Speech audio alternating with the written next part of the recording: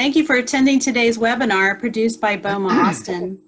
I'm Allison Peterson with Blue Ocean Energy, and along with David Schott, who's also here somewhere, we chair the BOMA Austin Sustainability Committee. Today's webinar is Module 6 of the BEEP series. It's the BOMA Energy Efficiency Program, where the topic is awareness, engagement, and promoting and leveraging sustainability success.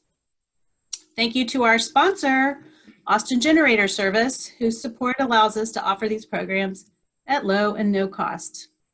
We are adapting to new methods, so bear with us as we learn our way around Zoom. And I've heard a lot of thunder at my house, so hopefully we won't have any power outages. I know Paul said you had a couple. Yes, so that's right. Let's hope we make it through. Today's webinar is being recorded so that we can share this with those who cannot participate. And only the presenters will be shown on the screen with the supporting presentation. You will be allowed to still questions in the Q&A feature located in the Zoom toolbar. And I think you probably all know where that is by now. And the questions will be answered at the end. We have a question. You will receive a certificate for education hours, and if you need lead hours, let Amy know and a test will be sent to you at the end of this class. Today's presentation will last no more than 1.5 hours, and a copy will be sent and shared after the program. So now I'd like to introduce our speakers and thank you to both of them so much. First, we have Paul Netzel. He's the Managing Director in Asset Services with Cushman & Wakefield. And he brings more than 26 years of real estate experience. And he's the perfect person today to talk about sustainability and successes. Thank you, Paul, so much. Glad to be here. And after Paul, we have Audie Banney, who's one of the associate directors with the Institute for Market Transformation.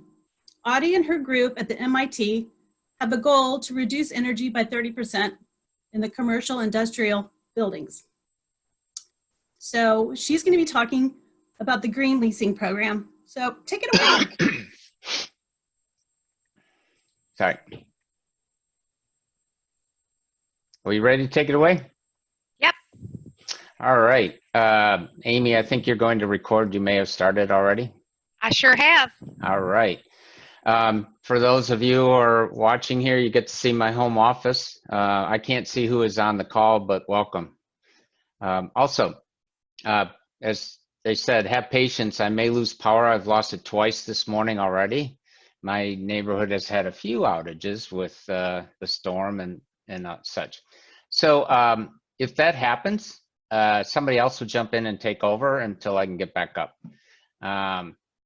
So it's one of those things, power, you know, it's from working at home, you have to contend with. So, all right, we're going to get started by going to the first slide here. And so let's see here. Give us a second here and have patience because this is the first time that I've been doing it online myself. Let's talk about BOMA Austin Energy Efficiency Program, or BEEP. What is it all about? BEEP is a 6-course curriculum designed around the industry best practices and how to reduce not only energy consumption and cost, but also reducing overall operating expenses. BEEP is being delivered in webinars like we're having here today, as well as in live settings like the BOMA International Conference on there. BEEP also supports tenants, occupants, investor engagement. It is a way to leverage energy efficiency and sustainability to not only improve comfort and lower costs, but also improve relationships with all the stakeholders. We'll get into a number of these today. Now, tenants these days are more focused on energy and cost. They appreciate owners and operators who not only understand how to better manage costs and comfort, but also help them look good by supporting their own energy efficiency and sustainability goals. More and more institutional tenants and clients utilize checklists when leasing And these checklists include energy efficiency and sustainability. Ultimately, BEEP is designed to help you and your teams drive improved financial value and enhanced environmental performance. Next slide, please. So I'm not going to be reading each slide here. So these slides will be provided to you at the end of the course after this is over. So now, before we get started, we want to take a little poll here and find out who has taken earlier BEEP courses. You can use your chat to respond. Give a few seconds here. And I can submit my own even. For those who have not, I will very briefly go through the BEEP course module. Amy, do you have an idea of how many people on the call here have taken it, what percentage? About half of them have taken it before. Okay, excellent, thank you. So how does BEEP help with all those benefits and outcomes? It's by providing education that is built to take you and your teams through the process step by step of how to execute around improved financial and environmental performance. The first course is the Introduction to Energy Performance. Course number 2 is the next step in the high quality energy efficiency execution. This is benchmarking your performance in the EPA Energy Stars Portfolio Manager. Once you understand the value proposition and have benchmarked your performance, you'll be then asking, where do I go next? Course 3 is the Audits to Action Plans, which will help you understand the benefits of audits, which will help you better identify opportunities of how to improve. Course 4 is one of the most popular and is focused on all the no-cost and low-cost ways of improving energy efficiency.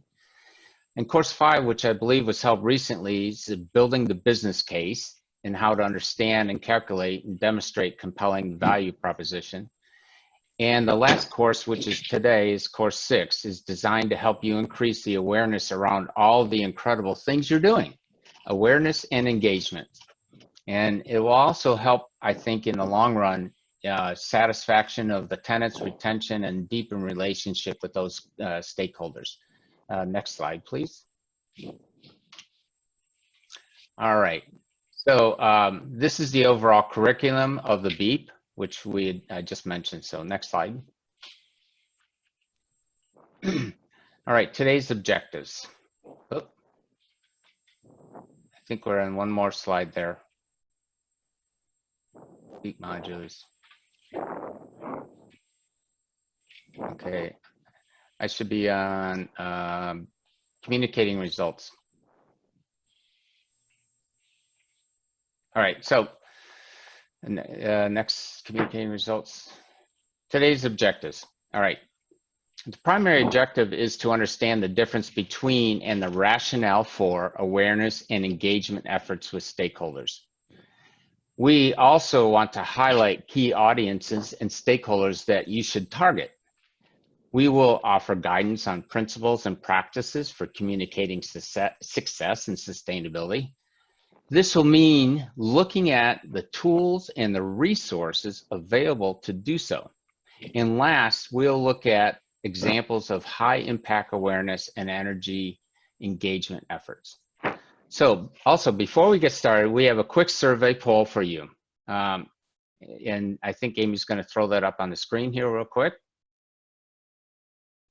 All right. Have you participated in and completed a LEED certification for your property? We'll give you a few minutes to answer there. Actually, a few seconds, not minutes. How are the results coming in, Amy?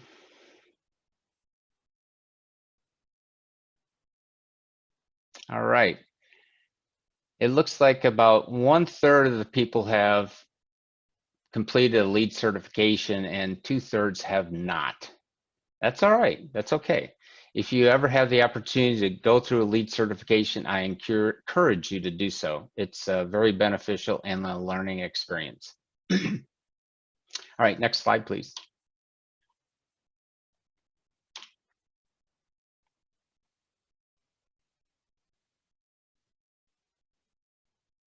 Next, did you get that there, David? What is awareness? Here we go. The first term of focus is awareness. This is a one-way focus where you are responsible for telling the story about your sustainability success, making your stakeholders aware of the accomplishments. This is a flow of information from the building management to the stakeholders, whether it be the owners, the investors, the tenants, the staff even, and the neighbors and like. Awareness communication can take several forms, some of which are listed in the slide there. This is just not just telling the story, but you are making them aware of what you accomplished, such as LEED, a reduction in energy, or an increased energy score. That's some of the things. What is it that you want to tell them? Next. So what is engagement? The other term we should focus on is engagement. This is a two-way focus that involves the stakeholders and provides opportunities for others to take an active role in your efforts. These types of methods include educational opportunities, sustainability committees, task forces, competitions, challenges, events, negotiations even, like leases and tenant improvements and incentives. Programs where individuals participate and share data. Get your tenants and stakeholders involved. A great example of a program where others participate is the Heinz Green Office program, which involves a set of sustainability criteria for the tenants to enhance the management of their space. Next slide, please. What are the benefits? We recommend learning techniques to actively promote awareness and engagement of sustainability success because there are several benefits in doing so. These tactics help strengthen the tenant-landlord relationship, which attracts and retains quality tenants.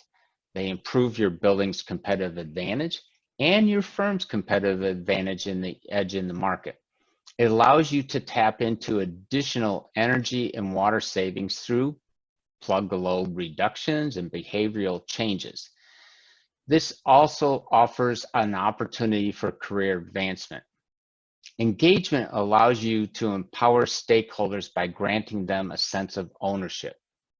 And of course, engagement allows you to meet both your investors and your stakeholders' expectations, such as those defined above in the slide. Many of the firms are also, your investment firms, are participating in GRESB, which is the Global Real Estate Sustainability Benchmark. Or they might be tracking their carbon footprint through the Carbon Disclosure Project. So next slide, please. Okay, so here it is in this framework here is the why, the who, and the how. It's an example of the framework of awareness and engagement. You want to ask the questions, what am I trying to accomplish? Or why am I doing this? Who will I need to communicate, engage with to accomplish my goals? What message will I need to communicate in order to engage the group? And what are the tools or actions that I need to get there? The why helps identify your goals. Do you want to improve a relationship with your tenants or ownership or stakeholder, or increase participation, or both? The who works to identify the stakeholders you need to communicate with to achieve those goals. It may be brokers or prospective tenants, or local residents in the area might be the target audience. Maybe it's the tenant. And how allows you to explore the appropriate resources and tools to facilitate that process. I'll give you an example here. At a property that I was previously involved in, we had determined that the greatest energy use was plug load. What equipment was plugged into the wall sockets, not the lights, not the HVAC. We determined that the HVAC and the lights were a very minimal part of the electrical consumption. Thus, we started a campaign to educate the tenants and get them involved. We've not only published materials, but we had tenant meetings, and we even brought various tenants together for smaller group meetings to discuss this. And we asked them to educate their employees on there. Next slide, please. All right, let's target us. Let's pause and see if there are a few questions that have come up through the chat box, Amy. You could tell us if there's a question or two. Not at this time. All right. If there are any questions, folks, please use the chat box and we will get to some of these questions as well as take questions at the end. So let's move on. Next slide, please. Investors, owners, and asset managers. An item that I want to bring up is know your audience and formulate your message to the audience. Now, some of you already know this and have done this in the past, so please bear with us for those who haven't. So when you communicate to tenants, you can formulate a message to show the tenant how they can save dollars by reducing operating expenses. And that assumes that they are paying a portion of the operating expenses. But when you're communicating with an ownership, you could be showing the owner reduced expenses, a payback period of a suggested capital item, or the increased value of the property by what you're going to do. That last one certainly hits home with the asset manager. How can you increase property's value? That is always a very big topic for an ownership asset manager. Next slide, please. Executive leadership. As I mentioned earlier, many tenants have evaluation criteria that they use when evaluating where to lease space. This criteria includes sustainability in many more and more cases. So if you can show the operating cost reduction and promote it, all the better. Brokers will love you if you can give them an edge. Major tenants are always tracking their carbon footprint. The more you can assist them with information on reduced expenses and the carbon footprint of the building, the better. Next. Building staff. As it says in the slide, look for those changes you can make quickly, the low-hanging fruit. You know, and I'll give you an example. TIAA-CREF, which is now Nuveen, uses a quarterly scorecard to track the performance of the property team's participation in their global real estate sustainability initiative that they have. TIAA has top performers list and scores their providers.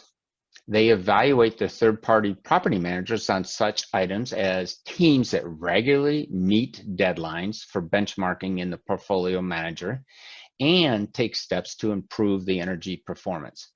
So they use this on an annual or quarterly basis. Many other investment firms also evaluate their service providers and sustainability in an annual review.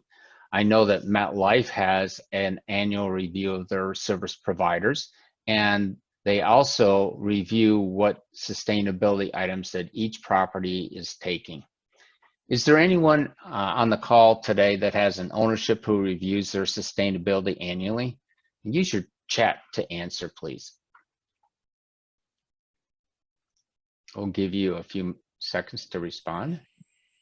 For the attendees, we're actually using the Q&A feature, so you can type in your comments on the Q&A feature. Ah, okay. And Amy, was there some items in the chat box either as well? Oh yeah, okay, just, all right. Was there anything in the Q&A side? Not at this time. Okay. All right, we'll go to the next slide then. Brokers, property managers' favorite topic, I'm sure. As I mentioned brokers a moment ago, as a building owner or a manager, you can help by ensuring that the brokers have all the relevant sustainability and energy performance information of the building. Many times they might not think this is important to them until they get a question. So build a crib sheet like the one seen on the screen above that highlights the sustainability improvements made to the building and how it impacts the tenants. This can be a very nice takeaway for a prospective tenant on a building tour. Be sure to have a specific conversation with the broker representing the building about the energy efficient aspects of your building so that the broker will feel comfortable answering any questions from a prospective tenant. It can be helpful to have these aspects written down for the broker so that they can pull it up when needed. Next. All right, tenants. Depending on your building type, tenants can control 50 to 80% of your energy use, and therefore they are a key partner in maximizing the energy performance of your building. Though the tenant-landlord relationship can traditionally be adversarial, but not here in Austin, right? Energy efficiency is often a win-win for both the tenant and the landlord, and it's a perfect opportunity to collaborate and build trust, especially if you provide tangible, easy to implement ideas to help reduce costs. Next slide, please.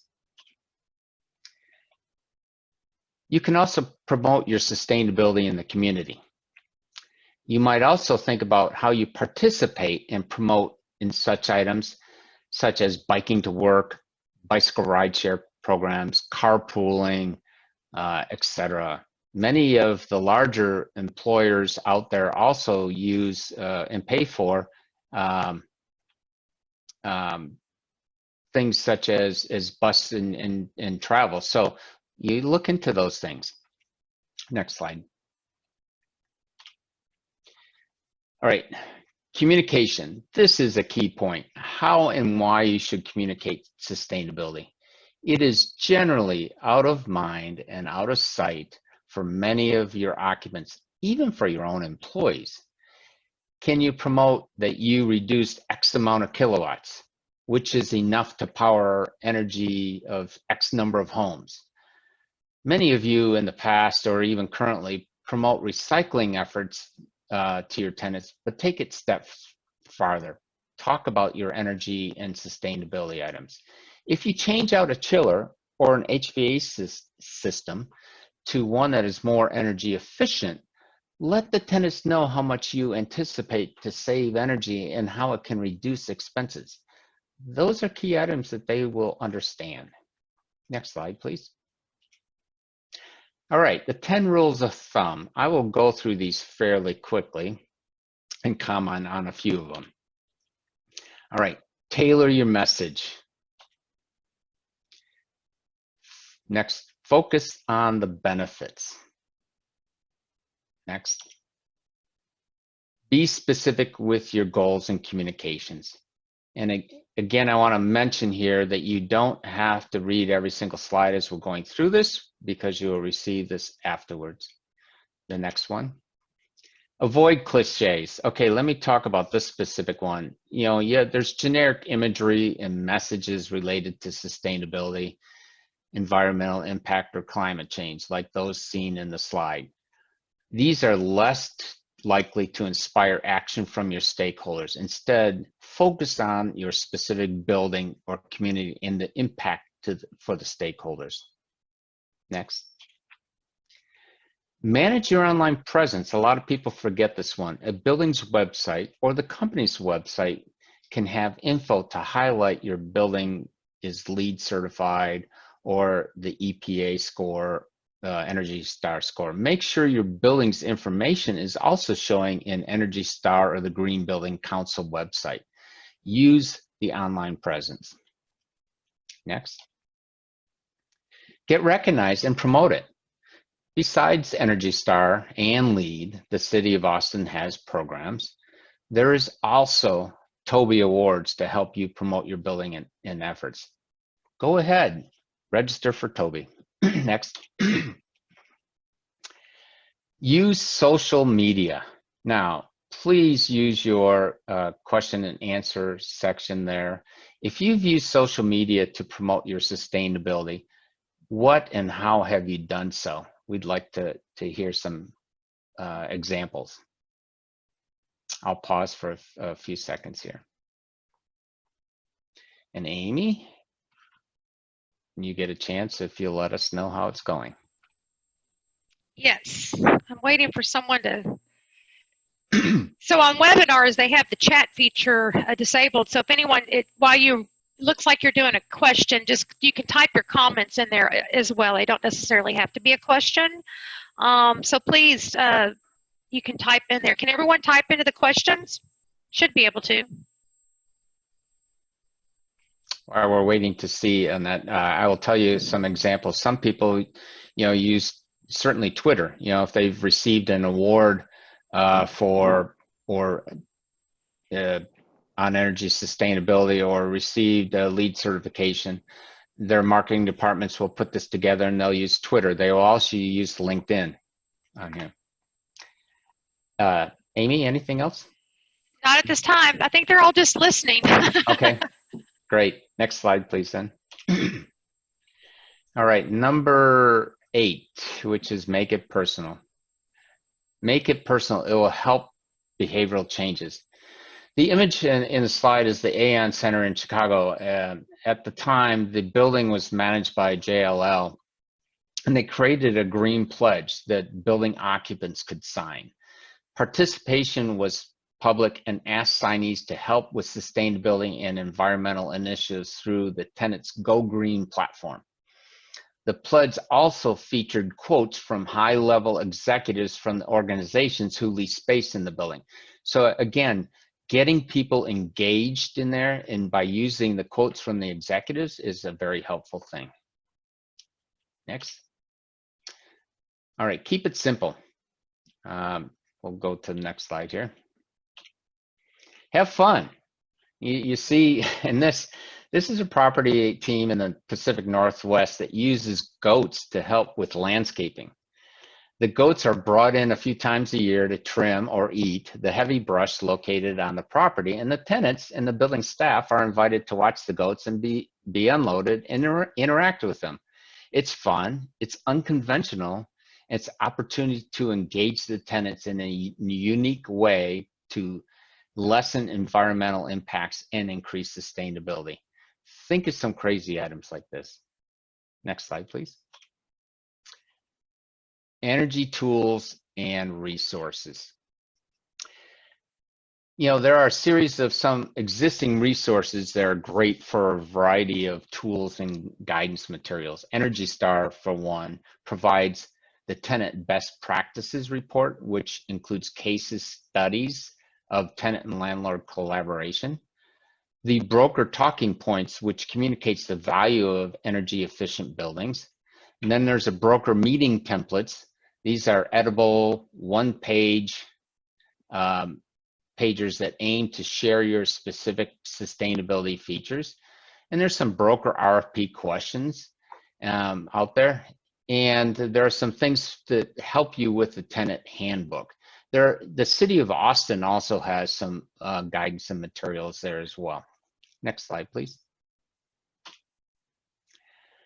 So local, I mentioned about the city, local and regional tools. At the local and city regional levels, there are examples worth looking at. The City of Portland operates the Sustainability at Work program, which provides tools and education. The Northwest Efficiency Alliance established the Better Bricks initiative. This provides education and training workshops and seminars and conferences. And as I said, the City of Austin's website could be a helpful resource as well. Next slide. Better Buildings Implementation Model. Other examples to review are the implementation model. Forest City mapped out energy action plans to prioritize energy management solution. Shorenstein operates a student fellowship program to kickstart in-house energy programs. Prologis required utility authorization platform. It's required for those managers to improve the access to data. And as I said, other firms have these. MetLife and other firms require that you share your Energy Star logging capabilities with their national consultants so that they can track all their properties across the globe or across the US. Next slide, please. So we'll have some case studies here as we move into, as we talked about the Sustainability Service Broker Training Program. Next slide. Hines, in 2008, Heinz developed and launched the internally focused Heinz Go, which is a green office program to measure and reward sustainable practice. Through the program, Heinz tasked building managers with promoting initiatives to improve energy efficiency, create healthy and engaging work environments, and to reduce waste. Then they capitalized on this opportunity to lead by example. Heinz encouraged its employees to use their own office to demonstrate to tenants that many actions they can take make their operations more sustainable. As the program spread across the country, tenants began asking property teams for ways to improve in sustainability in their lease spaces. Heinz recognized the value of interacting with the tenants around sustainability in terms of fostering stronger landlord relationships, as well as the energy and environmental benefits to the company's portfolio. Next.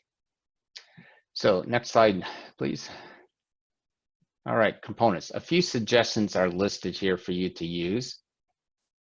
As mentioned earlier, I will not go through the slide deck and read it. You'll get this afterwards.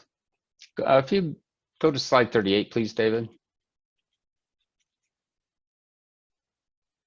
All right, should be tenant endorsements. Yep, that's it. If you can, get your tenants to endorse what you have done. What a great way to help your broker with a few tenant quotes. And it can help motivate other tenants within your building.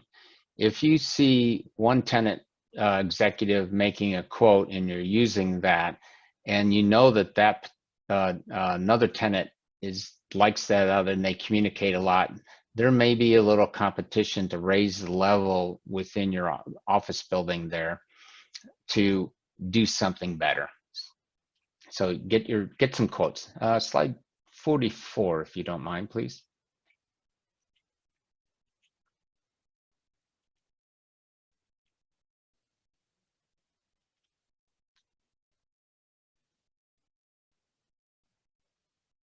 All right, thank you. I want to take a moment here and say thank you for your participation. But before we conclude, I will turn it over to Audie, who is the Associate Director of Private Sector Engagement, which Amy talked about at the beginning, or Allison.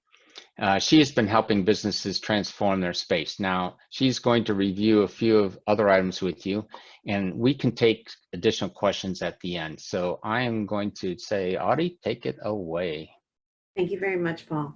Sure. And thank you for inviting me to the session today. A lot of the discussion points that Paul had talked about today can easily be integrated into leasing. And so what I'm going to talk about is how to view a lease document as a tool to advance efficiency. Next slide. So my name is Audie Banny. I lead efforts that analyze what the private sector is doing to integrate energy efficiency and in buildings, and we develop resources and programs to help scale adoption of efficiency in buildings. Next slide. As an organization, the Institute for Market Transformation is based in DC. We're a small nonprofit, but we have a mighty reach.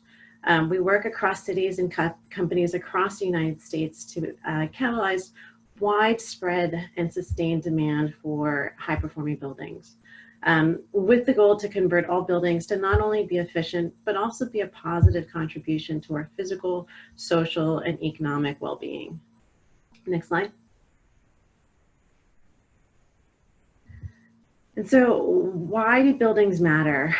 Well, in the case of Austin, we're looking about more than half of carbon emissions come from buildings in your market. And that's significant, right?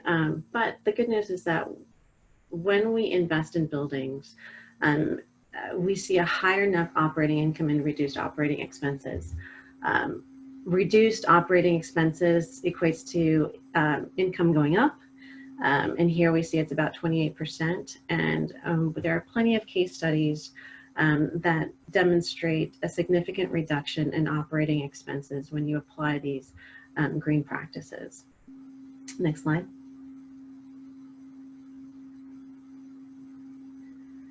So when we're looking at the Austin Community Climate Plan and the goal to meeting net zero by 2050, a lot has to change in lease space, especially when you have a growing metro area. You're ranked number 6 as fastest growing, which is fantastic. But with that, we really need to start to think about who is involved with driving efficiency in buildings and how can we provide the best tools to get there. Next slide. And so in this image, what we're looking at is everybody and everything that can influence a more efficient building. So if we're looking at who are those that help support the building, Paul talked about the brokers. What is it they need to do? How should they be armed to help the process of efficiency? Who are the consultants, the lenders, and operators? And there are other influencing factors here, right? So if the building owners or tenants, who are they reporting to? Are they reporting to investors about efficiency, sustainability goals? How are the landlords and tenants engaging and interacting? And ultimately, we want to ensure that these buildings are providing a happy and healthy, productive space for the occupants in the building, but then ultimately reaching that carbon neutrality goal. Next slide. And so what is a green lease? In short, a green lease, you may hear it as a high performance or energy aligned lease, but essentially it improves the rental negotiation process to be more of a win-win agreement between landlord and tenant. It's about finding the equitable alignment between cost benefits and energy and water savings for both parties. Next slide. And what that does, it eliminates the split incentive problem. And the split incentive issue is essentially one party invest in efficiency measures and the other party benefits. And so that a green lease ideally starts to whittle away at that issue. And it provides value for the building and the tenant space. And what we found is that it can reduce significant energy consumption in the buildings and also save up to 51 cents per square foot in utility bills. Next slide. And as Paul mentioned, the traditional negotiations between landlord and tenant could be adversarial, and the green leasing process starts to eliminate that adversarial relationship. Next slide. And it does that through a variety of ways. One of which it establishes the terms that promote collaboration between the two parties. And aside from having the contact between the real estate parties, between landlord and tenant, it starts to identify individuals that can communicate about sustainability and efficiency opportunities in that building. It outlines a roadmap for how cost share will be achieved. It'll address how the building can meet environmental policies, or even identify what are the environmental goals between both parties that should be mapped out through the length of the lease. And most importantly, what this does is it establishes a clear plan of what are the goals, how is it going to be tracked, and how is it going to be reported back, the progress towards those goals. Next slide. Now, I'd like to pause here really quickly and ask a question for the group. Has anybody here been part of, or are you integrating elements of green leasing today?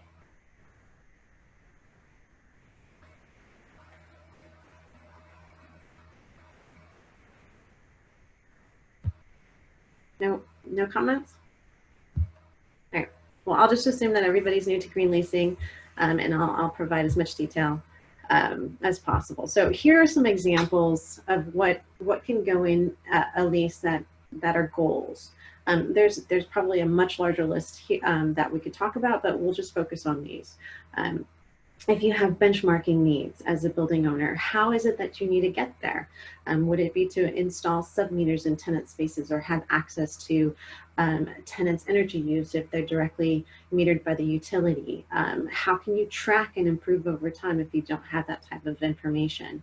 If Energy Star is a goal, there are fundamental elements that need to occur to be able to report to Energy Star. And the others are, you know, obviously reducing operating costs. The competitive edge is important, and how do you get there is partly by having that type of information to be able to report back, as you know, at the very beginning when you're talking to the broker, how are you marketing the building, and then how are you engaging the tenants afterwards. Having access to that information is critical. Next slide.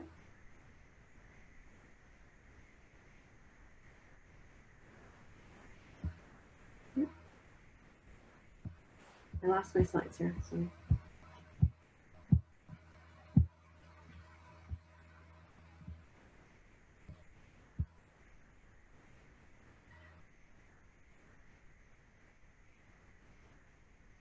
Okay.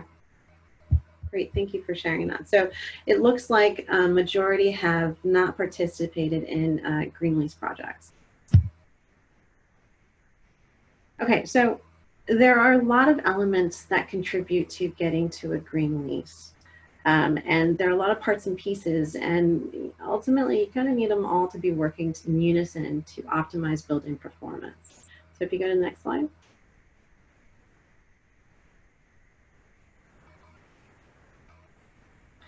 And what that looks like, so this is a leasing life cycle. So from site selection all the way out to renewal, there are many players involved along the way, right? So in the very beginning, you've got brokers, asset managers, lawyers. In the build out, you have architects and engineers, and then property managers and tenants and asset managers and engineers along the way.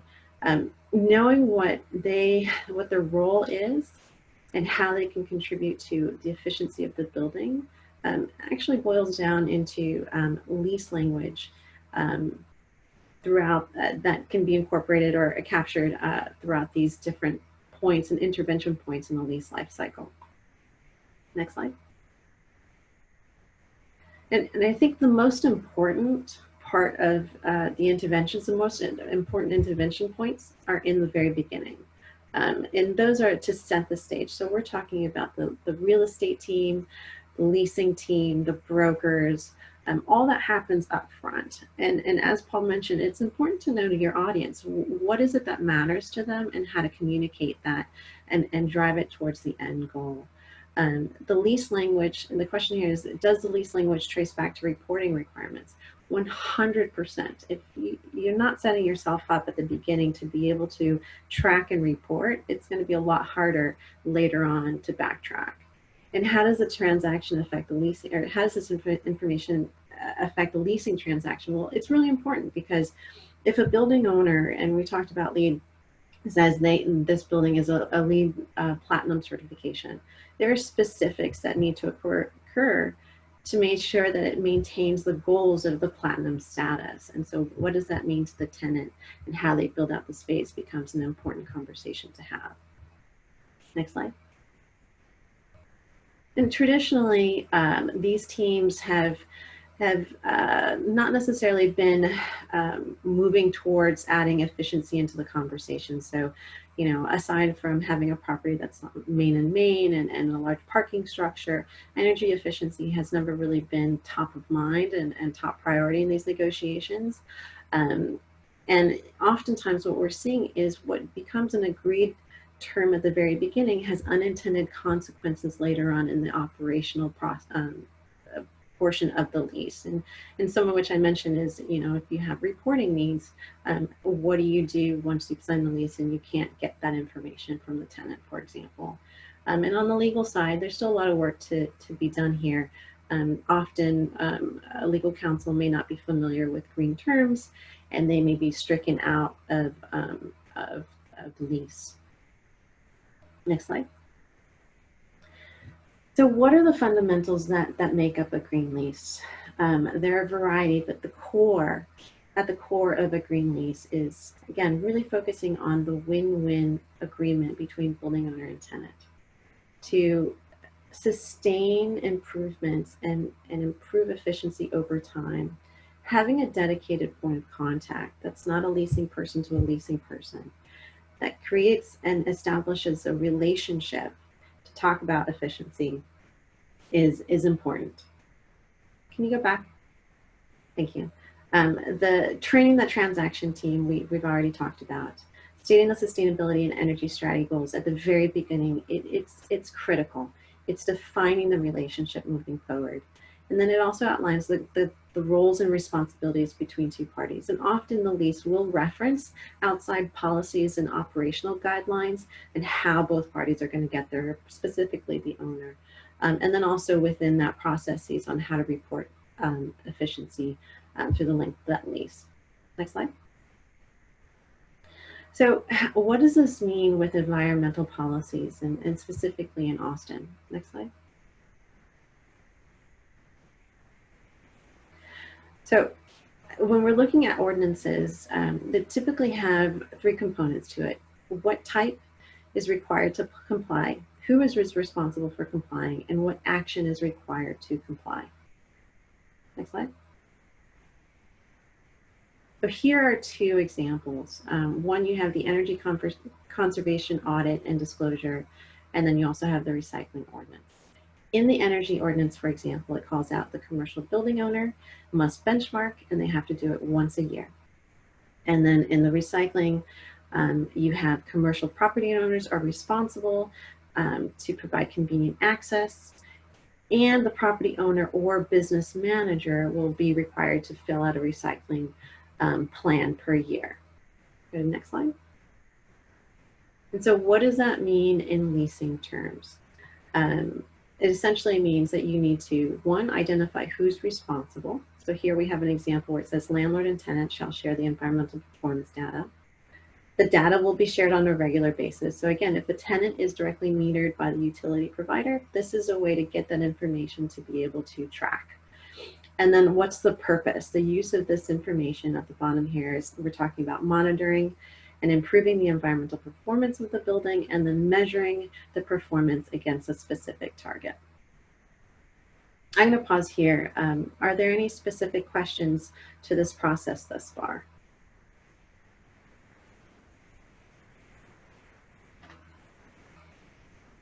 Nope. Okay, we can go ahead and move on.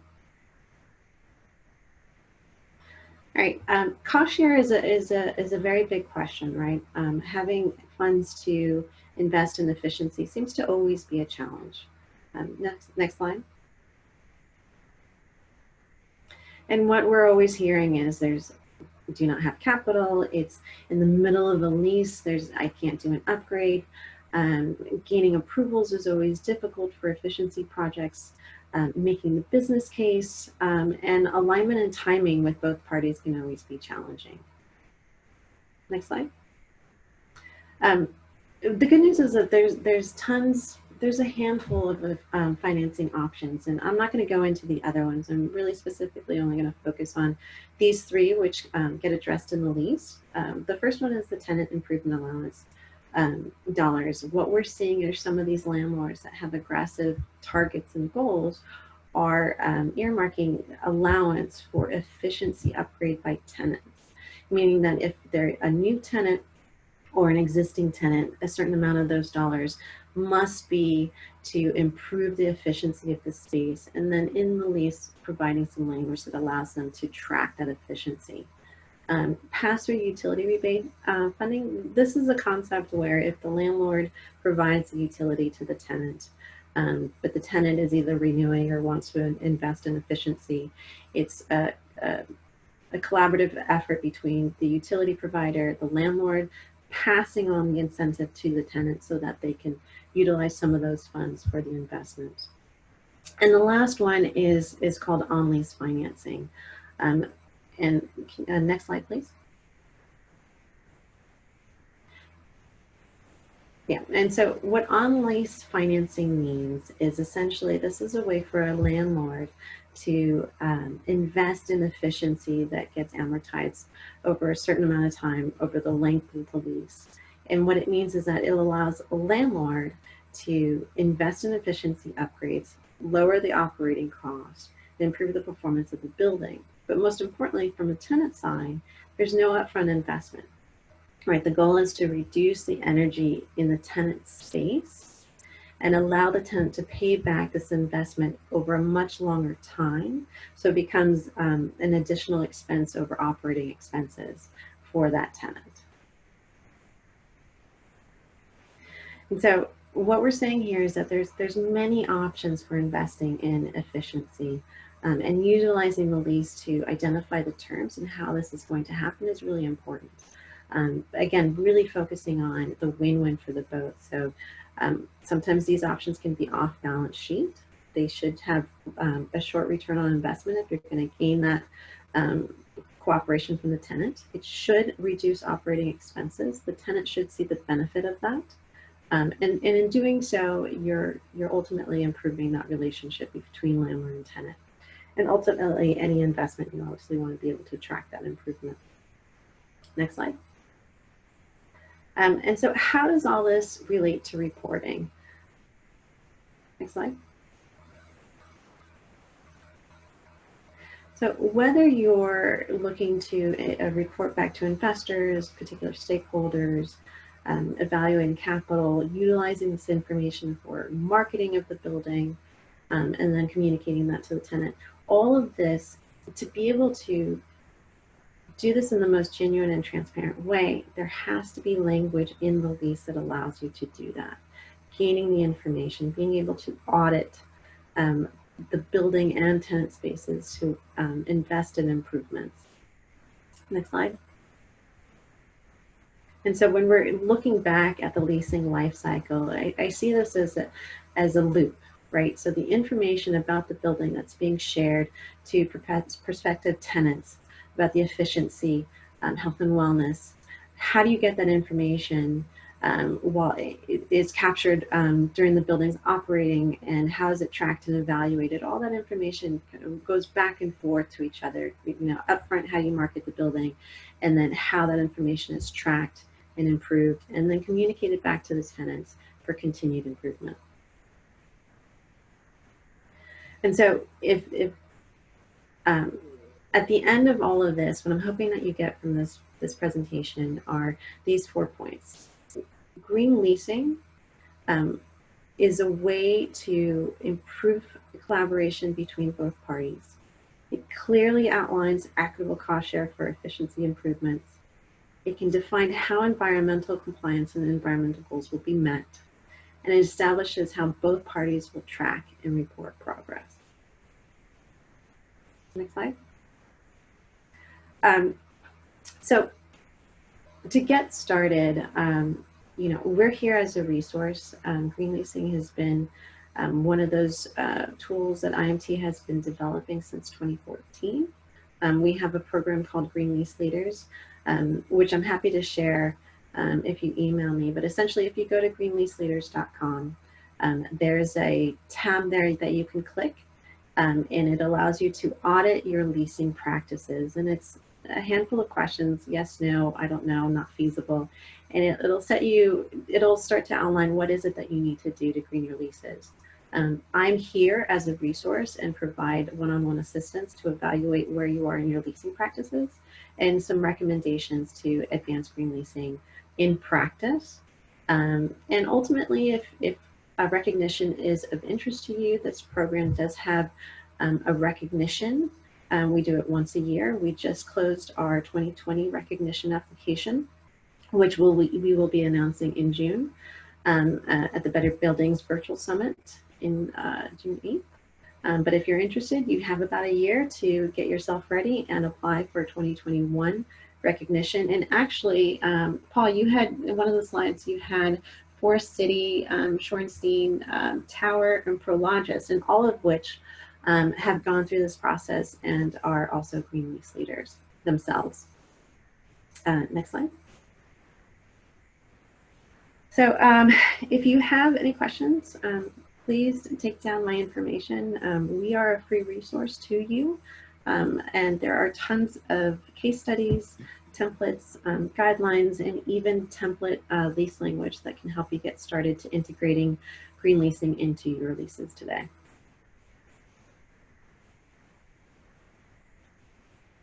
Thank you, Audie.